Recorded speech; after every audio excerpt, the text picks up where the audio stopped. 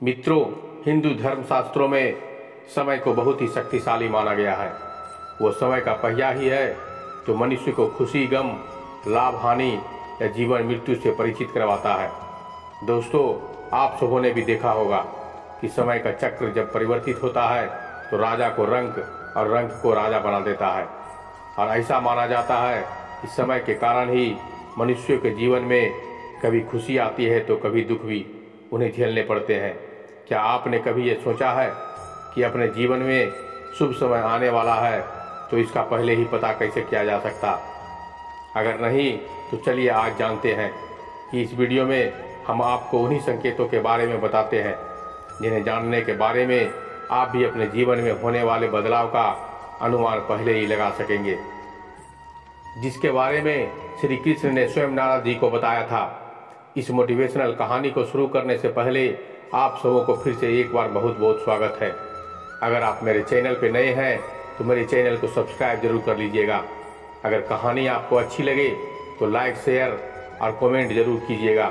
तो चलिए आगे शुरू करते हैं।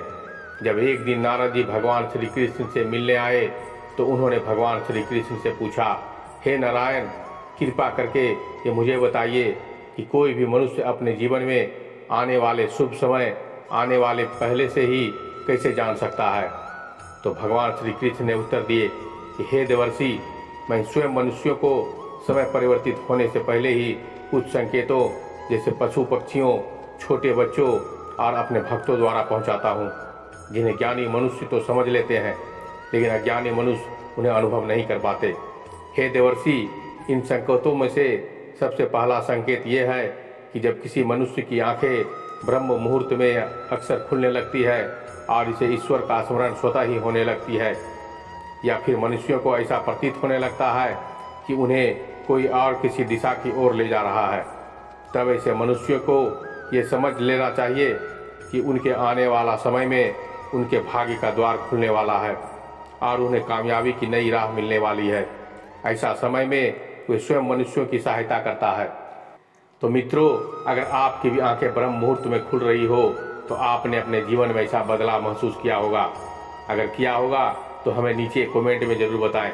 इसके बाद श्री कृष्ण दूसरे संकेत के बारे में बताते हुए नारद जी से कहते हैं कि हे ब्रह्मपुत्र, जब कोई मनुष्य प्रसन्न रहने लगता है या फिर उसके चेहरे पर हर वक्त मुस्कान दिखाई दे, अर्थात वह मुस्कान से भरा हुआ रहता हो, ऐसा मनुष्य जब अपने क्रोध पर विजय प्राप्त कर लेता है तो उसे समझ लेना चाहिए कि उसके जीवन में अब खुशियों की बारिश होने वाली है। ऐसा मनुष्य जब किसी चीज़ के बारे में सोचता है तो यह उम्मीद से ज़्यादा मिलता है। तो दोस्तों, आपने भी सुना होगा कि प्रसन्नचित्त मनुष्यों में ईश्वर स्वयं वास करते हैं। ऐसे में जब मनुष्य का मन प्रसन्न रहने लगे तो उसे समझ लेना चाहिए कि उसके जीवन में अच्छे समय का आगमन होने वाला है। इसलिए भगवान श्री कृष्ण तीसरे संकेत के बारे में बताते हैं कि जब किसी मनुष्य के द्वार पर गौ अर्थात गाय माता बार बार खाने के लिए आ जाए, या फिर बंदर उसके घर के चीज़ें अपने आप उठाकर ले जाने लगे, या फिर उसके घर के प्रांगण में बिल्ली बच्चों को जन्म दे, या फिर पक्षी उसके घर में आकर अपना बसेरा बना ले और चहकने लगे, तो मनुष्य को समझ लेना चाहिए कि उसका समय पहले से भी अधिक शक्तिशाली बनने वाला है और वह अपने जीवन में नई नई ऊंचाइयों को छूने वाला है। इसके बाद चौथे संकेत के बारे में बताते हुए भगवान श्री कृष्ण कहते हैं कि जब किसी मनुष्य के घर में छोटे बच्चे बिना बुलाए बार बार आकर खेले या फिर उन्हें देखकर बार बार मुस्कुराए, तो उस समय उस मनुष्य को समझ लेना चाहिए कि उनका आने वाला समय खुशियों से भरा होने वाला है और नए रिश्ते उनसे जुड़ने वाला है। मित्रों, आपने भी बड़े बुजुर्गों से ये कहते सुना होगा कि छोटे बच्चे ईश्वर का रूप होते हैं और वे हमेशा आपके लिए शुभ ही होगा। इसके बारे में आप स्वयं क्या सोचते हैं, हमें कमेंट बॉक्स में ज़रूर बताइएगा। पांचवा संकेत के बारे में भगवान श्री कृष्ण बताते हैं कि जब मनुष्य के खर्चे में कमी आने लगे और धन प्राप्त करने के नए नए स्रोत अपने आप होने लगे, ऐसे में मनुष्यों को जान लेना चाहिए कि उसका बुरा वक्त अब समाप्त होने वाला है और इसके बाद से उसके घर में स्वयं लक्ष्मी वास करने वाली है। उस समय उस मनुष्य को सारी परेशानियों से छुटकारा मिलने वाला है और धन भी उसके घर में ठहरने वाला है जो पहले नहीं ठहरता था। फिर भगवान श्री कृष्ण आगे बताते हैं छठा संकेत के बारे में, आपको बताने वाला हूँ कि मैं मनुष्य को भेजता हूँ जिससे वो जान सके कि उनका शुभ संकेत शुरू होने वाला है। वह यह है कि जब भी कोई मनुष्य पूजा की थाली लिए हुए भगवान की आरती कर रहा हो और उसे ऐसा प्रतीत हो उसे देखकर भगवान मुस्कुरा रहे हो, या फिर बड़े दिनों के बाद उसके घर में अतिथियों का आगमन हुआ हो, तो उसे भी समझ जाना चाहिए कि उसका अच्छा समय शुरू होने वाला है।